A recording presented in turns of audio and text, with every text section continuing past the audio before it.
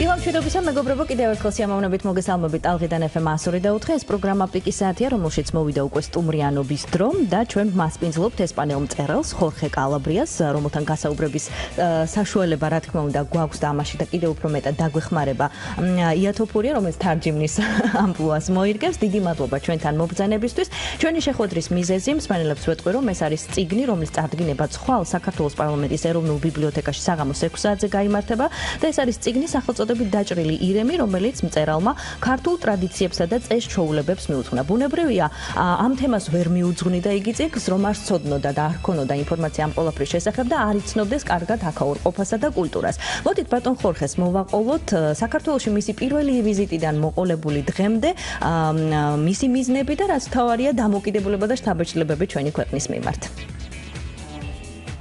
So, Andres, please, could you tell us to start from the very beginning, how this book came to appear and when did you arrive? What was your mission here? Good morning. I've been living now in Georgia for about 3 years. I came here in 2014. I came earlier in 2001, but when I started residing here was in 2014. მოგესალმებით, უკვე 3 წელია რაც მიმყოფები საქართველოში. პირველად ჩამოვედი 2014 წელს, თუმცა ეს ჩემი პირველი ვიზიტი არ ყოფილა. 2001 წელს ვიყავი პირველად საქართველოში რეალურად. From the very beginning, even when I was here in 2001, I felt a very strong connection with Georgia, and especially with Tbilisi, the city. And in my free time, I start writing these crime thriller stories in a way to sort of try to understand myself what was this connection that I have with the city. It was almost immediately that I began to write when I moved here. როდესაც 2001 წელს უკვე ვიგზენია რაღაცა ამ ქვეყანასთან რაღაცა ისეთი დამოკიდებულება გამიჩნდა და ერთ-ერთი მიზეზი თუ რატომ დავიწყე ამ წიგნის დაწერა იყო ის რომ გამეგო თუ რა მაკავშირებდა ასეთი უხილავი ამ ქალაქთან. Even if my professional life is all basically in English, but I'm originally Spaniard, so I write in Spanish language. I finished the book last summer, and to my surprise, just 2 weeks after I finished the book, maybe because of the Georgian subject or something, a publisher in Spain picked it up immediately, and the book was in the bookstores just a month ago. მიუხედავად იმისა, რომ ჩემი მთელი ზდასრული ცხოვრება მაქვს გატარებული ინგლისურენოვან გარემოში, მე ვარ ესპანელი, შესაბამისად ესპანური ჩემი მშობლიური ენაა და ამიტომაც გადავწყვიტე ესპანურად ამ წიგნის დაწერა და როგორც კი დავამთავრე ეს წიგნი, ჩემს და გასაოცრად თითქმის 2 კვირაში დამიკავშირდა გამომცემელი და დავიწყეთ უკვე ამ წიგნის გამოცემაზე მუშაობა. საინტერესოა ის მან აღნიშნა რომ უნდა ეპოვნა რა ფარული ხიბლი არის ამ ქალაქში, რაც მას ძალიან იზიდავს თუ იპოვა თავის შეკითხვებზე პასუხი. და თუ არის ეს პასუხები წიგნში? So you tell in the book that there were some hidden connections and hidden charms of the city. So have you found what are those hidden charms of the city and does the book reflect that? Well, I think that the book reflects a lot of, let's say, the hidden charms of Tbilisi, especially because after anybody reads it in Spain, the first reaction is, I would like to travel to Tbilisi. მე ვფიქრობ რომ მივაგენი ამას და წიგნი ზუსტად წიგში გავეცი ამაზე პასუხი. ვინაიდან ვინც კი წაიკითხა ეს წიგნი და კითხულობს ახლაც, მათ გაუჩნდათ ქვეყანაში მოგზაურობის სურვილი. რატომ დაჭრილი ირემი ეს სათაური რატომ შეირჩა? Why the wounded ear? Why the title has been chosen? When I'm always very interested in the stories that tell the foundation of all cities. I myself coming from a very ancient city in Spain, Córdoba. And when I came here, I asked if they have some kind of mythical story about the foundation of Tbilisi. მე ყოველთვის მაინტერესებს ქალაქების დაარსების ისტორია. ამიტომ ყოველთვის ვკითხულობ ხოლმე თუ როგორ დაარსდა ესა თუ ის ქალაქი. მე თვითონ ძალიან ძველი ქალაქიდან ვარ, კორდოვადან და შესაბამისად დავიწყე ამ ინფორმაციის მოძიება როგორ დაარსდა თბილისი. So my friends told me this is a story of a King Gorgasali who came to hunt here and he shot these two pheasants and the pheasants fall into hot water and the pheasants were cooked and I found the story very funny, but then I asked about is that the only story, and then I found a different version. და ზუსტად ამის შედეგად, როდესაც მოვიძიე ეს ინფორმაცია, ჩემმა მეგობრებმა მომიყვნენ, რომ ეს მითი თბილისის დაარსების შესახებ, როგორ ნადირობდა მეფე გორგასალი, როგორ დაჭრა ხოხობი, რომელიც შავარდა ეს ცხელ წყალში და ასე შემდეგ. შემდეგ ვიკითხე, რომ ძალიან სასაცილო მომეჩვენა ეს ისტორია და ვიკითხე თუ არსებობდა რამე განსხვავებული მითი თბილისის დაარსების შესახებ. When I read the other version, there is that the King Gorgasali, what he did was to shoot a deer, and that the deer was wounded and fall into the stream, and then it sort of came alive. I found that much more interesting to what I wanted to tell, because there are many characters that you could tell that they're wounded in the novel, and Tbilisi in a way has the power to heal them. და ზუსტად შემდეგი ვერსია, შემდეგი მითი რაც მოვიძიე იყო ის რომ მეფე გორგასალმა ნადირობის დროს დაჭრა შველი, რომელიც განიკურნა აი ამ ცხელი სამკურნალო წყლით.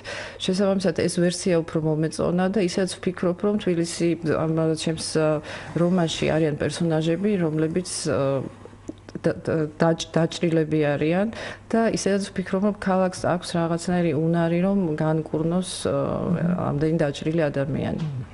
ასევე საინტერესოა თვითონ ნაწარმოების ჟანრი, რომელ ჟანრშია დაწერილი. It's interesting what's the genre of the novel.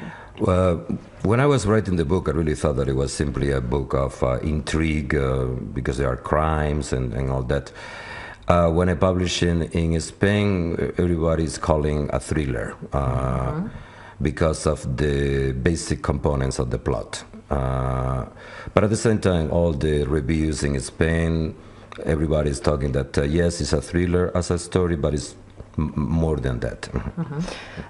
თავიდან ვფიქრობდი რომ ეს იყო რაღაცა ინტრიგებით სავსე იქნებოდა ნაწარმოები, თუმცა მკითხველმა შემდეგ უფრო მიაკუთვნეს როგორც თრილერს თუ სწორად ვამბობ. იმიტომ რომ ესეთი მოვლენები, ისე ვითარდება მოვლენები ამ წიგნში. ვფიქრობ რომ ეს არის მაინც ესეთი დეტექტური ჟანრის ზოგადად ამ ჟანრის სპეციფიკიდან გამომდინარე ჩვენ ანოტაციაში ამოვკითხეთ რომ ქართულ ტრადიციებს და წესჩვეულებებს ეძღვნება და როგორ არის აი დეტექტიურ ჟანრში ეს ყველაფერი მისი დამოკიდებულება ამ ყველაფრის მიმართ ნაჩვენები. So is you write in the book, so it's more about Georgian hospitality, how it is connected, the hospitality with this the Georgian hospitality is connected to the book originally as a kind of a joke, in the sense that precisely because I know how proud Georgians are of their hospitality to the foreigners, I decided to make my story, the original story, about somebody that is killing foreigners in the streets of Tbilisi. თავდაპირველად ეს როგორც გარკვეული ხუმრობა გამოვიყენე, იმიტომ რომ ვიცი რომ ქართველები ძალიან ამაყები არიან აი ამ თვისებით, სტუმარს მოყვარეობით და შესაბამისად ცოტა არ ჯდება ის რომ უცხოელი ჩამოდის და მას სტუმარს მოყვარეობის ნაცვლად ხვდებიან ისე რომ კლავენ რამოდენიმე უცხოელს. ანუ რეალურად პირიქით ხდება.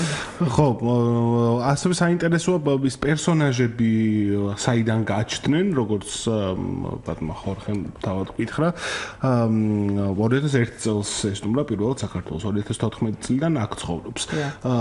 ეს პერსონაჟები, რომლებიც წიგნში არიან, მას შეხვედრიან, ყავთ რეალური პროტოტიპები თუ ეს გამონაგონი პერსონები არის? So how you found those protagonists? You are not living here. I mean, you were here in 2001. So are they real people? No, the characters are not real people, and I would say that my ambition was not to write a realistic portrait of a Georgian society. ესენი არ არის, ესენი ბუნებრივია გამოგონილი გმირები არიან, მათ არ ყავთ პროტოტიპები და ჩემი მიზანი არ იყო, რომ მე დამეწერა რეალურ ადამიანებზე და რეალურ სიტუაციაზე. After all, this is a book of entertainment, basically. It's simply that as I was writing it, I found myself inspiring myself in some people that I know, many people that I know. But it's really an inspiration. There is not really any kind of aspiration that this is a book that tries to describe Georgian society in a very deep level. ეს ვინაიდან ეს წიგნი არის მხოლოდ გასართობი ხასიათის, რა თქმა უნდა, ძალიან ბევრ ადამიანს ვიცნობ და შესაძლებელია მათი რაღაცა თვისებები გამომეყენებინა, მაგრამ ეს არ არის რაღაცა რეალურად წარმოჩინება ქართული რეალობის და კულტურის. გასაგებია. ჩვენ გავიგეთ, რომ ესპანელმა მკითხველმა წაიკითხა, მოიწონა ნაწარმოები ქართულ მკითხველს რაც შეეხება, რა თქმა უნდა, ჩვენს გვაინტერესებს, თუ როგორ აღწერს უცხოთვალი საქართველოში დანახულ მოვლენებს, თუნდაც იუმორისტული თვალსაზრისით. თქვენ ქართულად ხო, თუ გვექნება. So Spanish readers already read the book. What about Georgian readers? They're also interested to see how Spaniards sees the Georgians. Well, most of Georgian readers they don't read the Spanish language, so that was a bit difficult. Tomorrow I'm going to present it here, and there are going to be some Georgian that speak and read the Spanish. But I wanted to know the feedback of Georgian readers, so what I did is my own translation to English, and I gave it to 10, 15 friends here in Georgia to hear their opinion, and I was shocked by having a very positive opinion of the book. Are there any plans for the novel to be translated into Georgian? That will depend of a publishing house in Georgia that is interested to contact my publishing house in Spain. გეთანხმებით, რომ ძალიან ჩემთვის მნიშვნელოვანია ქართველი მკითხველი რა სიტყვის ამ წიგნზე. შესაბამისად, მე ვიცნობ რამდენიმე ქართველს, რომელიც საუბრობს ესპანურად და მათ მივეცით შესაძლებლობა ქონდათ და ხვალაც პრეზენტაციაზე დაესწრებიან და წაიკითხავენ.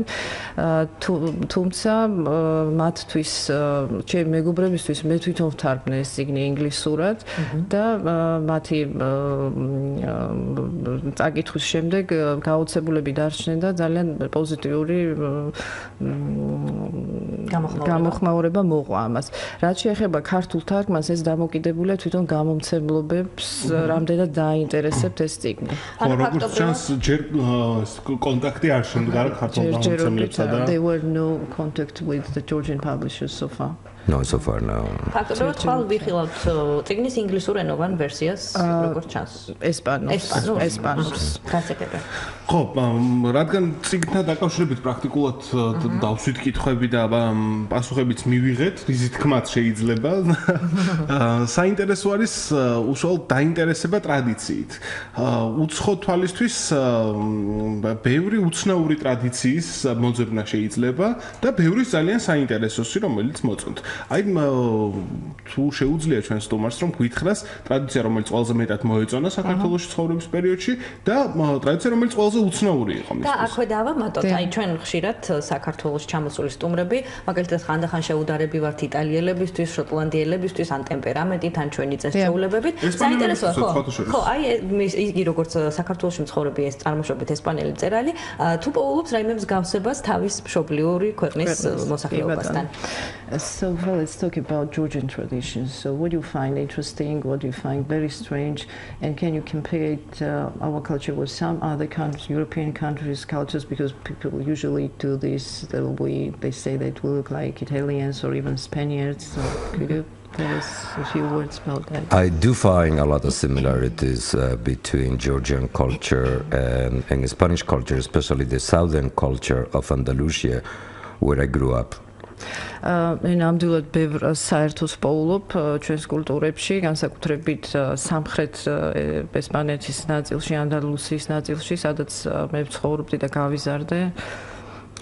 I think that Georgian culture has an important influence from Greek culture in the past, and I think that because we also had that influence from the Greek and Latin past, I think that it's not that difficult to find these connections in the way that we think, in the way that we live.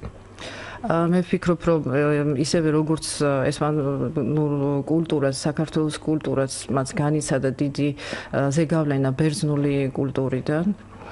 So from the very beginning, I think that one of the reasons that I was very connected to Georgia, even when I came in the summer of 2001, is because somehow I really felt that the things looked different, but I felt at home. ზუსტად ამიტომ ვფიქრობ 2001 წელს, როდესაც ჩამოვედი პირველად საქართველოში, აი ამის გამო ვიგრძენი, რომ ვიყავი საკუთარ სახლში. მსმენელი გვიკავშირდება თუ შეიძლება მოიგო თქვენ კურსასმენები რომ უთარგმნოთ მას შეკითხვა დილა მშვიდობისა გამარჯობა მოგესალმებით მივესალმები თქვენ სტუმარს გისმენთ ისა მაინტერესებს ბატონი თუ იცნობს დათო ტურაშვილს ქართულ მწერალს დიდი მადლობა შეკითხვისთვის რადგანაც ქართულ ლიტერატურაზე ალბათ ეს კითხვა იმიტომ რომ დათო ტურაშვილი მადრიდში სწავლობდა და მას აქვს კავშირები ესპანეთთან So there was just came in a question do you know Dato Turashvili who's a Georgian writer Yeah I met him last year he came to my school to give a lecture and actually he was kind enough to give me one of his books and actually a couple of days ago I gave him a copy of my book too. დიახ ვიცნობ ბატონ დათო ტურაშვილს ვინაიდან რამოდენიმე წლის წინ იგი ჩვენ სკოლას ესტუმრა ბავშვებს ლექცია ჩაუტარა და შემდეგ ამის შემდეგ ასევე გადმომცა რამოდენიმე მისი ნაწარმოები და შემდეგ მეც დავუკავშირდი და გადავეცი ჩემი რომანი. ზოგადად მაშინ ქართულ ლიტერატურასთან დაკავშირებითაც ვკითხავ თუ შეიძლება რამდენად კარგად იცნობ იგი ჩვენს მწერლებს და რომელიმე ნაწარმოები განსაკუთრებულად თუ დაამახსოვრდა. Now about Georgian literature, do you know how well do you know Georgian literature and are there any writer who is I don't know anything. I have to confess that I don't know anything about Georgian literature because I don't really like to read literature in a different language. And I don't know Kartuli enough to really afford to read any book yet. სამწუხაროდ უნდა ვაღიარო რომ არ ვიცნობს ქართულ ლიტერატურას ვინაიდან არ მიყვარს თარგმანში კითხვა ნაწარმოების სამწუხაროდ ქართული ჯერ ისე კარგად არ ვიცი რომ წავიკითხო წიგნები. გასაგებია. და ბოლოსკენ მკითხოთ მას იმის შესახებ რა საქმიანობს საქართველოში გარდა იმისა რომ დეტექტივებისთვის შთაგონების წყარო ჩვენი დედაქალაქი და ქვეყანა ზოგადად აღმოჩნდა ჩვენ ასევე ვფლობთ ინფორმაციას და გადავამოწმოთ გსურს რომ იგი თავის შეგირდებს კენდოს იაპონურ ფარიკაობასაც კი ასწავლისო თუ შეიძლება მოგვიყვეს თავისი აქტივობების შესახებ Besides writing novels what else do you do because we have information you are a kendo instructor as well so. Yes I am a kendo instructor kendo is Japanese fencing and I had the level of instructor and I opened a club in my school but it's also open to the people of Tbilisi we have now 32 members and we practice twice a week and it has becoming from nothing from one or two students that show up a little bit thinking what is kendo has become really a good practice and now we are going even outside the country sometimes together it's becoming a very good club it's really a big part of my life დიახ, მართალი ბრძანდებით, მე ვარ კენდოს ინსტრუქტორი, ასევე ვასწავლი კენდოს. კენდო არის იაპონური ფარიკაობა. ეს ზოგადად ეს ჯგუფი მუშაობს ამერიკული სკოლის ბაზაზე, თუმცა ნებისმიერ ადამიანს შეუძლია გახდეს წევრი. მაქვს რანგიც კი ამ სახეობაში და ზოგადად ვიღებთ მონაწილეობას შეჯიბრებებში და უკვე ქვეყნის გარეთაც მივდივართ და ვიღებთ მონაწილეობას. გასაგებია. საინტერესოა ქვეყნის ფარგლებში თუ მოგზაურობს იგი და თბილისის მსგავსად თუ მოხიბლუა რომელიმე ქალაქი თან კუთხით საქართველოსი. Do you travel in Georgia within Georgia and what country was appealing for you? What town was appealing for you? No, the country is almost all places that I go are very appealing. So one of the first things that I did when I moved, I spent some time in the Svaneti region, which was fantastic. Then I really like some of the towns around the Kaheti Valley.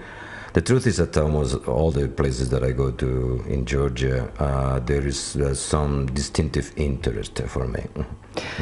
რა თქმა უნდა მე მოგზაურობ საქართველოში პირველი კუთხე რომელიც ნახე იყო სვანეთი და ძალიან მოვიხიბლე ასევე კახეთში ვარ ნამყოფი და რა თქმა უნდა ყოველთვის რაღაცა განსაკუთრებულს პოულობ ამ კუთხეებში ასევე მან არ აღნიშნა და მე დავამატებ რომ არაჩვეულებრივად იცის ქალაქის ისტორია თბილისის და შეუძლია გაგიწიოთ გიდობა ძველი თბილისის ისტორია იცის საოცრად თავისი შენობებით, როდის აშენდა, ვინ აშენა, რატომ და ასე შემდეგ. ძალიან აინტერესებს ქალაქის ისტორია. მადლობა გვეთქმის მას მისთვის ამ სიყვარულისთვის ჩვენი ქალაქის მიმართ და მადლობა იმ ყველაფრისთვის, რასაც იგი ჩვენი ქვეყნისთვის აკეთებს და მადლობა მას თავისი შემოქმედებისთვის, რომელსაც გვაცნობს და აი ხვალინდელი საღამოს იქნება სწორედ ამის კიდევ ერთი დასტური. დიდი მადლობა მობრძანებისთვის ჩვენი საერთო დრო სამწუხაროდ ამოიწურა. ესპანელებს ვეთქვი რომ ჩვენი გადაცემის სტუმრები გახდნენ ესპანელი მწერალი ხორხე კალაბრია და თოფურია, რომელმაც თარჯიმნობა გაგვიწია. ხვალ კი შეგახსენებთ რომ საღამოს 6 საათზე საქართველოს პარლამენტის ეროვნულ ბიბლიოთეკაში თქვენ შეგიძლიათ დაესწროთ რომანის წარდგინება სახელწოდებით დაჭრილი ირემი. გემშვიდობებით საუკეთესო სურვილებით ჩვენს მსმენელს. აქვე უნდა დავამშვიდობოთ მსმენელს, ვინაიდან ჩვენი ეთერისთვის განკუთვნილით რომ ამოიწურა. დიდი მადლობა ყველას, ვინც გვისმენდა FM 104.4-ზე, ვინც გვადევნებდა თვალყურს რადიო 1.G-ზე. არ დაგავიწყდეთ რომ არსებობს კიდევ ერთი პლატფორმა ჩვენთან ურთიერთობისთვის, ეს გახლავთ Facebook პლატფორმა, პიკის საათი, გნებავთ ქართული, გნებავთ ლათინური ასოებით, მოიწონეთ, დაგვიმეგობრდით, მოგწერეთ თქვენი რჩევები და შენიშვნები. კიდევ ერთხელ დიდი მადლობა და საუკეთესო სურვილებით გემშვიდობებით მომდევნო კვირამდე.